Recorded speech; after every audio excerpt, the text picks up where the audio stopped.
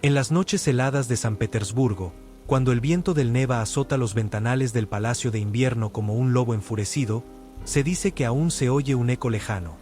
La risa estruendosa de una mujer gigantesca, seguida del llanto ahogado de cortesanos humillados. Es Anna Joannovna, la emperatriz de Rusia, sentada en su trono de marfil y oro, con el rostro ancho y pálido iluminado por cientos de velas. A sus pies, enanos disfrazados de pollos picotean el suelo. Bufones tartamudos recitan versos obscenos. Un príncipe noble, convertido en rey de los mendigos, sirve vodka arrodillado. Anna ríe hasta que las lágrimas le corren por las mejillas, pero sus ojos pequeños y negros no ríen. Son fríos como el hielo del Báltico. En una mano sostiene un cetro, en la otra, una copa de vino que nunca se vacía. Y mientras la corte tiembla bajo su capricho, ella murmura con voz grave y ronca: «Aquí mando yo, y nadie olvidará quién es la dueña de Rusia». Esta es la historia de la emperatriz que transformó un palacio en un circo de crueldad, que gobernó con terror y extravagancia, que hizo reír a la muerte mientras congelaba el alma de un imperio entero. Anna Joannovna, la emperatriz terrible, la mujer que llegó del exilio para vengarse de un mundo que la había olvidado. Bienvenidos una vez más a esta serie de reinas oscuras y poderosas que marcaron la historia con sangre, ambición y capricho. Tras el amor fatal y el poder implacable de Hürrem Sultán, hoy nos adentramos en las nieves eternas del Imperio ruso del siglo XVIII para conocer a una de las figuras más extravagantes, crueles y fascinantes de la dinastía Romanov. Anna Joannovna, emperatriz de Rusia de 1730 a 1740. Nacida en 1693 como hija del zar Iván V, hermano y cogobernante de Pedro el Grande, Ana fue criada en la sombra de una familia marcada por la debilidad mental de su padre y la grandeza avasalladora de su tío Pedro. Tras la muerte de este en 1725 y un breve reinado de su prima Catalina y su sobrino Pedro II, Anna, duquesa viuda de Curlandia, exiliada en un pequeño ducado báltico, fue llamada de vuelta a Rusia por la nobleza conservadora que quería una soberana débil y manipulable. Error fatal. En 10 años de reinado absoluto, Anna transformó Rusia en un teatro de terror y extravagancia. Rodeada de favoritos extranjeros, especialmente el alemán Ernst Johann von Biron, gobernó con mano de hierro, creando un régimen policial dirigido por la temida Cancillería Secreta. Miles fueron torturados, ejecutados o enviados a Siberia por palabras contra la emperatriz. Al mismo tiempo, su corte se convirtió en un circo grotesco: bodas de enanos en palacios de hielo, bufones obligados a imitar animales, príncipes nobles humillados públicamente, fiestas que duraban días enteros con vodka, osos amaestrados y fuegos artificiales. Anna era físicamente imponente, alta, corpulenta, de rostro ancho y voz grave. Amaba la caza, disparaba personalmente a cientos de animales, los bufones, los lujos excesivos y la venganza contra quienes la habían menospreciado en su juventud. Construyó palacios, promovió la ópera italiana, pero su mayor legado fue el miedo, un reinado donde nadie estaba seguro, ni los más altos nobles. Murió en 1740 de una enfermedad renal agonizante, dejando el trono a un bebé, Iván V, bajo la regencia de su favorito Biron, desencadenando una cadena de golpes palaciegos que culminaría con la llegada de Isabel, hija de Pedro el Grande. Fue una tirana sádica, una mujer traumatizada por su exilio que se vengó del mundo, o simplemente una soberana débil manipulada por favoritos extranjeros. ¿Puede la crueldad ser también una forma de entretenimiento en un palacio helado? En las próximas partes desglosaremos su vida, su juventud olvidada y exilio en Curlandia, su ascenso inesperado al trono y la venganza contra la nobleza, los años de terror y extravagancia en la corte, y su muerte dolorosa junto al legado de miedo que dejó en Rusia. Prepárense para una historia de hielo, sangre, risas forzadas y poder absoluto en las estepas rusas. ¿Qué opinan? ¿Merecía Ana ser recordada como monstruo o como una mujer que sobrevivió a su manera? Déjenlo en los comentarios. Like, compartan y suscríbanse para no perderse la parte 1. Nos vemos pronto en los pasillos helados del Palacio de Invierno. Parte 1. La princesa olvidada y el exilio en el frío Báltico. El 7 de febrero de 1693, en el Kremlin de Moscú, bajo un cielo gris plomo que parecía presagiar el destino de la recién nacida, vino al mundo Anna Joannovna Romanova. Era hija del zar Iván V, hermano mayor y cogobernante de Pedro el Grande, y de Praskovia Saltykova, una mujer noble de carácter fuerte que sería la única constante en la vida de sus hijas.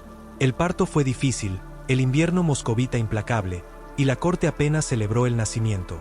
Iván V era un zar débil, medio ciego, con ataques epilépticos y una mente frágil que lo convertía en marioneta de su hermano menor, el gigante Pedro, que ya soñaba con modernizar Rusia a golpes de hacha y fuego. Anna creció en la sombra doble, la de su padre enfermo y la de su tío formidable. El Kremlin era entonces un laberinto de torres rojas, iglesias doradas y pasillos llenos de boyardos barbudos que conspiraban en voz baja. Las tres hijas de Iván, Catalina, Anna y Praskovia, fueron educadas con rigor tradicional: bordado, oración, francés básico, música religiosa. Anna, la mediana, destacó pronto por su corpulencia. Alta para su edad, de hombros anchos, rostro ancho y redondo, ojos pequeños y negros que observaban todo con una mezcla de curiosidad y desconfianza.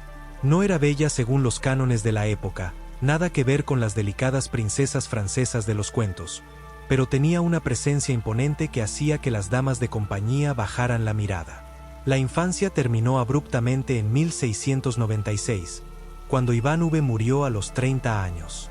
Pedro el Grande, ahora zar único, disolvió la corregencia y relegó a la familia de su hermano al olvido. Praskovia y sus hijas fueron enviadas a Izmailovo, una finca rural a las afueras de Moscú, un lugar húmedo y aislado donde el tiempo parecía haberse detenido en la vieja Rusia moscovita. Allí, lejos de la corte que Pedro estaba europeizando a marchas forzadas, con barbas afeitadas, ropa alemana y ventanas abiertas al occidente, Anna creció entre boyardos conservadores, monjas, criados viejos y un sinfín de horas de oración. Fue una adolescencia de aburrimiento y resentimiento. Anna veía cómo Pedro viajaba a Europa, construía San Petersburgo sobre pantanos y huesos de ciervos, mientras ella y sus hermanas vivían casi como prisioneras honorables. Aprendió a odiar en silencio la modernidad que las excluía. Se refugió en la caza, su gran pasión futura, disparando a ciervos y osos en los bosques de Izmailovo con una precisión que sorprendía a los guardabosques. Se volvió corpulenta, fuerte, con una risa estruendosa que hacía temblar las ventanas. Pero también desarrolló un gusto por la crueldad pequeña. Obligaba a los criados a imitar animales, reía cuando los enanos de la finca tropezaban, disfrutaba viendo sufrir a quienes consideraba inferiores. En 1708, Pedro el Grande decidió casar a sus sobrinas para alejarlas definitivamente de Moscú y de cualquier pretensión al trono. Catalina, la mayor, fue prometida al duque de Mecklemburgo. Anna, a los 17 años, al duque Federico Guillermo de Curlandia, un pequeño ducado báltico entre Polonia, Lituania y el mar. El matrimonio se celebró por poderes en San Petersburgo, en una ceremonia fría donde Anna apenas vio al novio. Federico Guillermo era un joven de 24 años, apuesto pero débil de carácter, dominado por su ambiciosa madre y por la nobleza alemana que controlaba el ducado. El viaje a Curlandia fue un presagio. Anna partió de San Petersburgo en un trineo lujoso, acompañada de damas rusas y criados. El duque la esperaba en la frontera. Se casaron en una ceremonia rápida y partieron hacia Mitau, hoy Jelgava, la capital. Pero Federico Guillermo, ebrio de vodka ruso durante las celebraciones, enfermó de frío y murió apenas 2 meses después, en enero de 1711, sin haber consumado el matrimonio. Anna, con 18 años, se convirtió en duquesa viuda de un ducado que no era suyo. Lo que siguió fueron 19 años de exilio dorado y humillante. Curlandia era un territorio pobre, pantanoso, dominado por una nobleza alemana altiva que veía a la duquesa rusa como una intrusa bárbara. Anna vivía en el palacio de Mitau, un edificio frío y húmedo, con asignaciones insuficientes de Pedro el Grande, que la mantenía con lo justo para no morir de hambre, pero no lo suficiente para vivir con dignidad. La nobleza local la ignoraba o la ridiculizaba en privado.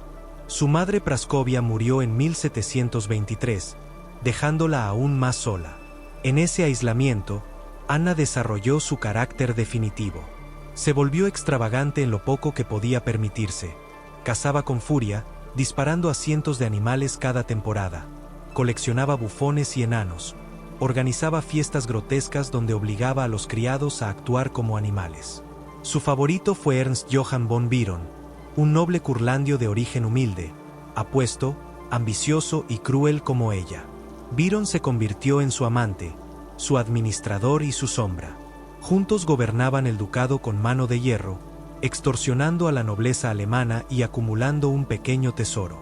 Anna odiaba Curlandia, pero también odiaba Rusia por haberla olvidado. Escribía cartas suplicantes a Pedro el Grande y luego a Catalina, pidiendo más dinero, más reconocimiento.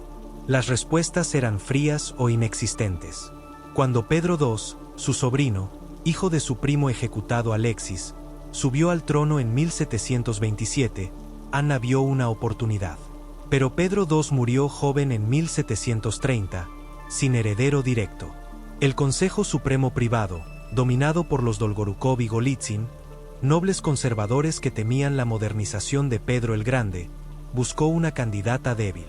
Y la encontraron en Anna, la duquesa viuda olvidada de Curlandia. Los emisarios llegaron a Mitau en enero de 1730.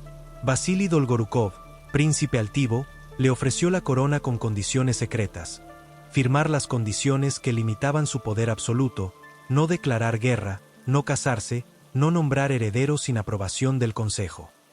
Anna, sentada en su trono destartalado de Mitau, con Biron a su lado, escuchó en silencio. Sus ojos pequeños brillaron con algo que Dolgorukov no supo interpretar. No gratitud, sino cálculo frío. Firmó las condiciones. Acepto todo lo que el Consejo considere necesario para el bien de Rusia, dijo con voz grave. Dolgorukov sonrió, creyendo que había encontrado una marioneta. Error fatal. Anna partió hacia Moscú en febrero de 1730, con Biron y un séquito pequeño pero leal. El viaje fue triunfal. Campesinos arrodillados en la nieve, campanas repicando, nobles locales ofreciendo regalos. En Moscú, la antigua capital conservadora la recibió como salvadora de la vieja Rusia. Anna se instaló en el Kremlin, observada por el Consejo que creía controlarla. Pero Anna había aprendido en Curlandia una lección: el poder no se pide, se toma. En una audiencia pública, ante cientos de nobles menores, guardias pretorianos y clérigos, Anna rompió teatralmente las condiciones. El pueblo ruso me quiere como autócrata absoluta, como mis antepasados, declaró. La sala estalló en vítores. Los Dolgorukov palidecieron. Anna había preparado el terreno: sobornos a la guardia, promesas a la pequeña nobleza, apoyo del clero ortodoxo que odiaba la oligarquía. En semanas, el Consejo Supremo fue disuelto. Los Dolgorukov y Golitsyn arrestados. Anna se coronó emperatriz absoluta en abril de 1730, con una ceremonia fastuosa en la Catedral de la Asunción. Vestida de púrpura y oro, con la corona de Monomac sobre su cabeza ancha, miró a la corte con ojos que ya no pedían permiso. La venganza había comenzado. Los años siguientes fueron un torbellino de terror y extravagancia. Anna trasladó la capital de vuelta a San Petersburgo, odiaba Moscú, pero amaba el palacio que Pedro había construido. Trajo consigo a Biron y a un séquito de alemanes bálticos. Creó la Cancillería Secreta, un organismo policial que investigaba palabras contra la majestad. Miles fueron torturados, ejecutados o enviados a Siberia por chismes, bromas o silencios sospechosos. Al mismo tiempo, la corte se convirtió en un circo grotesco. Anna, traumatizada por años de humillación, se vengaba haciendo sufrir a los nobles. Organizaba bodas de bufones donde príncipes eran obligados a disfrazarse de gallinas. Construyó un palacio de hielo en el Neva para la boda de su bufón favorito, donde los novios durmieron en una cama de hielo y casi murieron de frío. Disparaba personalmente a pájaros desde las ventanas del palacio, riendo cuando los cortesanos recogían los cadáveres. Pero bajo la crueldad había una mujer sola. Nunca se casó de nuevo. Biron era su amante, pero no su igual. Sus sobrinas, Anna Leopoldovna y Elisabetta, eran sus únicas familiares cercanas, pero las vigilaba y Rusia aprendería que la princesa olvidada había vuelto para no ser olvidada nunca más. Parte 2. El Palacio de Hielo y el Reinado del Terror. La coronación de Anna Joannovna en abril de 1730 fue un espectáculo de poder absoluto que heló la sangre de la antigua nobleza. En la Catedral de la Asunción del Kremlin, bajo cúpulas doradas que parecían arder con la luz de miles de velas, Anna avanzó por el pasillo central como una figura salida de un cuento nórdico oscuro. Vestía un manto de armiño blanco sobre púrpura imperial, la corona de Monomac brillando sobre su cabeza ancha, y en su mano derecha sostenía el cetro de Iván el Terrible. Su rostro, pálido y redondo, no mostraba sonrisa, solo una determinación fría que hacía que los boyardos arrodillados bajaran la vista. Cuando el metropolitano la ungió con óleo sagrado, su voz grave resonó en la nave: «Por la gracia de Dios, yo, Anna Joannovna, soy autócrata de todas las Rusias». El eco pareció durar eternamente. Los Dolgorukov y Golitsyn, los aristócratas que habían creído manipularla con las condiciones, palidecieron desde sus sitiales. Vasily Dolgorukov, el más altivo, sintió un escalofrío cuando Anna lo miró directamente durante un segundo eterno. Esa noche, en el banquete de coronación, Anna brindó por la lealtad eterna. Los nobles bebieron con manos temblorosas. 3 días después, Dolgorukov fue arrestado en su palacio moscovita. Lo encontraron en la cama, aún en camisón, y lo arrastraron a la fortaleza de Pedro y Pablo en San Petersburgo. Su familia siguió: mujeres, niños, criados, las propiedades confiscadas, los títulos abolidos. Anna no perdió tiempo. En mayo de 1730 trasladó la corte de vuelta a San Petersburgo, la ventana a Europa de Pedro el Grande que tanto había odiado en su juventud, pero que ahora usaría como escenario de su venganza. El Palacio de Invierno, aún en construcción, se convirtió en su residencia principal. Lo llenó de alemanes bálticos, Biron como chambelán mayor, Osterman como vicecanciller, Múnich como mariscal de campo. Los rusos llamaban a este círculo la dominación alemana. Anna lo llamaba mis leales. El primer acto de terror fue la creación de la Cancillería Secreta de Investigación, dirigida por Andrei Usakov, un hombre delgado y de ojos hundidos que parecía disfrutar el dolor ajeno. La Cancillería tenía poder ilimitado: arrestar, torturar, ejecutar sin juicio. Bastaba una denuncia anónima, palabras contra la majestad, para que la rueda comenzara a girar. Nobles que habían firmado las condiciones fueron los primeros. Artemi Volinsky, una vez amigo de Anna, fue torturado durante meses. Le rompieron los huesos en la rueda, le arrancaron la lengua por hablar mal de la emperatriz. Su ejecución pública en 1740 fue un espectáculo. Decapitado, descuartizado, su cabeza clavada en una pica en la plaza del Senado. Pero el terror no era solo sangre. Era también humillación. Anna, marcada por 19 años de desprecio en Curlandia, se vengaba haciendo sufrir a la alta nobleza de formas grotescas y públicas. Su corte se convirtió en un circo permanente de crueldad disfrazada de entretenimiento. El episodio más famoso fue la boda de hielo de 1740. Anna había elegido a su bufón favorito, un calmuco llamado Avdotia Buseninova, y al príncipe Mikhail Golitsyn, un noble caído en desgracia por convertirse al catolicismo. Ordenó construir un palacio entero de hielo en el Neva. Bloques transparentes tallados como ladrillos, muebles de hielo, incluso una cama con colchón de hielo y almohadas heladas. El palacio tenía cañones de hielo que disparaban balas de hielo, elefantes de hielo que echaban agua por la trompa. La boda se celebró con pompa. Los novios fueron llevados en una jaula sobre un elefante, seguidos de un cortejo de representantes de todas las naciones de Rusia, calmucos, samoyedos, ostiacos, montados en camellos, renos y cerdos. La noche de bodas, los novios fueron encerrados desnudos en la cama de hielo, custodiados por guardias para que no escaparan. La temperatura era de 30 grados bajo cero. Golitsyn y Avdotia temblaron abrazados toda la noche, al borde de la muerte. Al amanecer, fueron liberados medio congelados. Anna rió hasta llorar al oír el relato. Que aprendan a no burlarse de la fe ortodoxa, dijo. Los bufones eran su obsesión. Tenía 6 permanentes, un italiano tartamudo, un portugués gordo, un ruso pedante, 2 enanos y un calmuco. Los obligaba a actuar cada noche, imitar animales, pelearse por comida arrojada al suelo, recitar versos obscenos sobre nobles presentes. Uno de sus favoritos era el príncipe Nikita Volkonsky, degradado a rey de los bufones por criticar a Byron. Lo obligaba a sentarse en un cesto de huevos, vestido de gallina, cacareando mientras la corte reía forzadamente. Anna misma era una figura imponente y aterradora. Medía casi 2 metros con tacones, era corpulenta, con manos grandes y voz grave que resonaba como un trueno. Vestía siempre con lujo excesivo, brocados franceses, diamantes que cubrían su pecho ancho, pelucas altas. Pero su pasión verdadera era la caza. Salía al amanecer con cientos de perros, guardias y damas obligadas a seguirla. Disparaba personalmente desde plataformas elevadas a ciervos, osos, lobos, incluso pájaros. En un solo año mató cientos de animales. Regresaba cubierta de sangre, riendo estruendosamente mientras los criados cargaban los cadáveres. Byron era su sombra. Apuesto, cruel, ambicioso, gobernaba en su nombre cuando ella se aburría de los asuntos de Estado.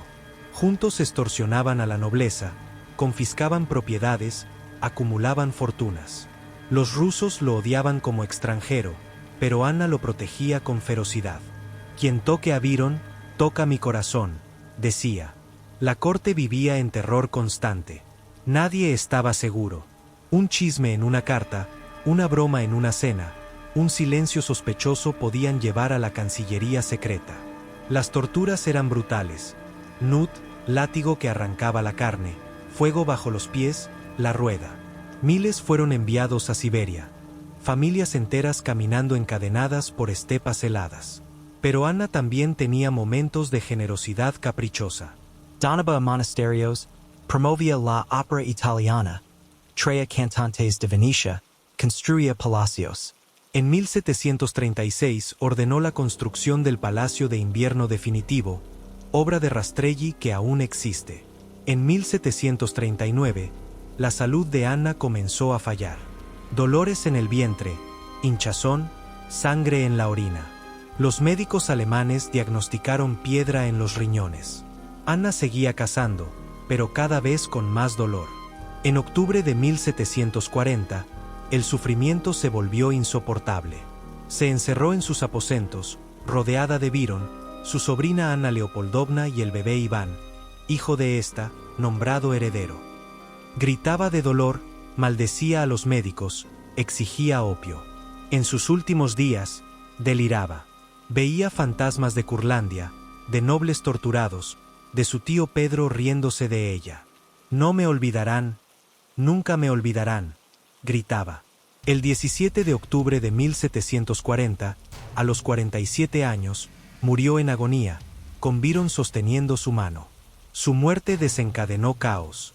Byron fue nombrado regente del bebé Iván B.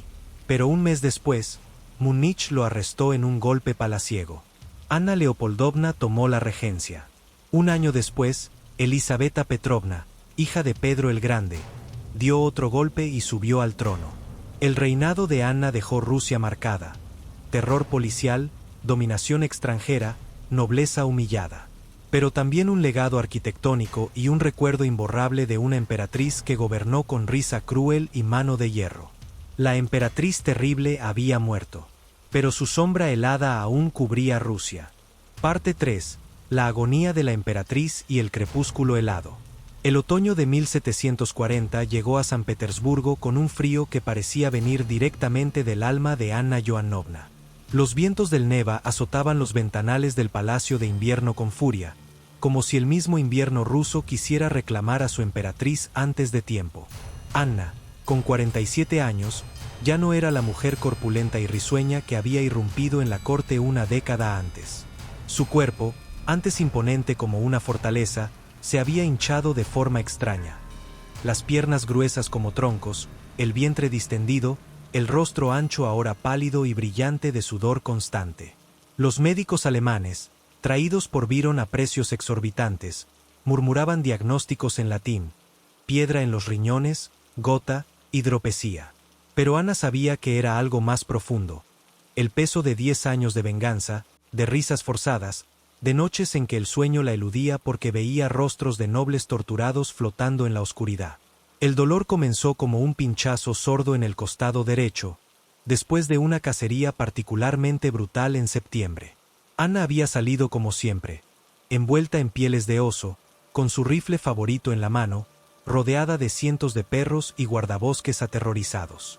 Disparó a un ciervo majestuoso desde 50 pasos, riendo estruendosamente cuando el animal cayó, pero al bajar del carruaje, sintió un latigazo que la dobló por la mitad. Byron la sostuvo, su rostro apuesto por primera vez mostrando miedo genuino. «Mi emperatriz, debéis descansar».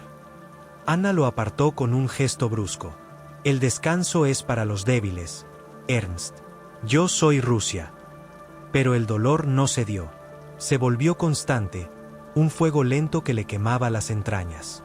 Por las noches, en sus aposentos privados, salas enormes con tapices franceses y camas de dosel que parecían tronos, Anna se retorcía en silencio para no mostrar debilidad ante las damas de compañía. Gritaba órdenes con voz grave, pero cuando estaba sola, se abrazaba el vientre y lloraba. No lágrimas de princesa delicada, sino sollozos profundos, animales, que sacudían su cuerpo masivo.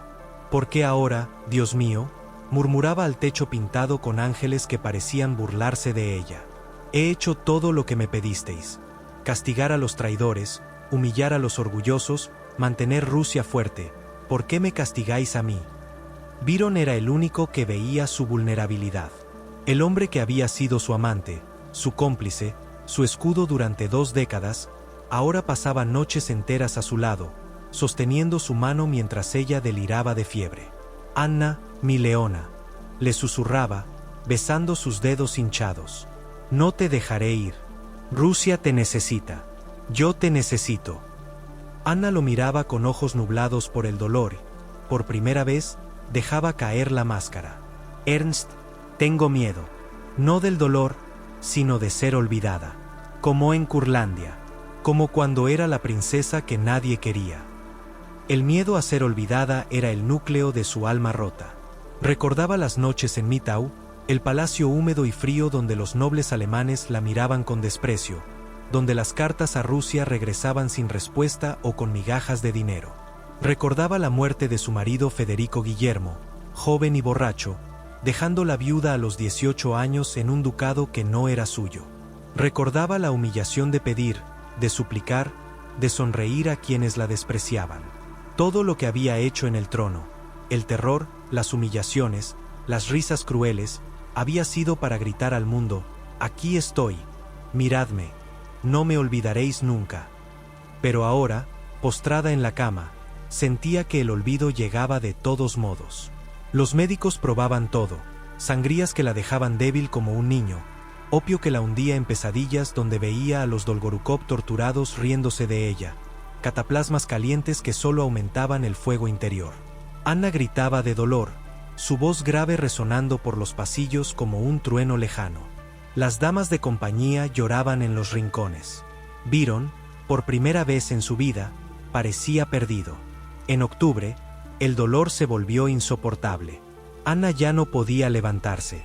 Orinaba sangre, el vientre hinchado como si llevara un niño muerto dentro. Convocó a su sobrina Anna Leopoldovna, hija de su hermana Catalina, y al bebé Iván Antonovich, bisnieto de Iván V, nombrado heredero para evitar que el trono pasara a Elisabetta, hija de Pedro el Grande. «Cuida de mi pequeño», susurró a Leopoldovna, acariciando la mejilla del niño con mano temblorosa. «Y cuida de Byron. Él es mi corazón fuera de mi cuerpo». Pero en su interior, Anna sentía que todo se desmoronaba. Veía fantasmas, su padre Iván V, débil y epiléptico, mirándola con tristeza, Pedro el Grande riéndose de su reinado de bufones, los nobles ejecutados, Bolinsky con la lengua arrancada, Golitsyn congelado en su noche de bodas, extendiendo manos acusadoras.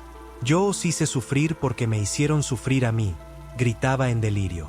Byron la calmaba con vino opiumado, pero incluso él lloraba en silencio cuando ella dormía. Una noche de tormenta, con el Neva rugiendo fuera como un animal herido, Anna tuvo un momento de lucidez terrible. Llamó a Byron y a Leopoldovna. «Escuchadme», dijo con voz que apenas era un hilo. He sido cruel, lo sé. Pero Rusia necesitaba una mano fuerte después de Pedro y sus reformas extranjeras. He mantenido la vieja fe, he castigado a los traidores, pero también he reído demasiado. He humillado demasiado. Si Dios me llama ahora, es porque ya no puedo más. Byron sollozó, abrazándola. No hables así, mi emperatriz. Vivirás, gobernarás 100 años. Anna sonrió débilmente, por primera vez sin ironía. No, Ernst. Mi tiempo se acaba, pero prométeme, protege a mi pequeño Iván. Y no dejes que Elisabetta tome el trono. Ella es la hija de Pedro, me odia como él me olvidó. El 17 de octubre de 1740, el dolor alcanzó su clímax. Anna gritó durante horas, su voz grave convirtiéndose en un rugido animal que helaba la sangre de los guardias fuera de la puerta. «Quema, quema dentro de mí», aullaba, arañando las sábanas de seda. Byron sostuvo su mano hasta que los huesos crujieron. Leopoldovna rezaba erodolada. Al atardecer, Anna cayó en coma. Su respiración se volvió superficial, como el viento sobre la nieve. A las 8 de la noche, exhaló un último suspiro largo, como si soltara todo el peso de Rusia. Suleimán no. Byron se derrumbó sobre su cuerpo, sollozando como un niño. Anna, mi leona, no me dejes solo. Leopoldovna lloró en silencio. Los médicos confirmaron la muerte.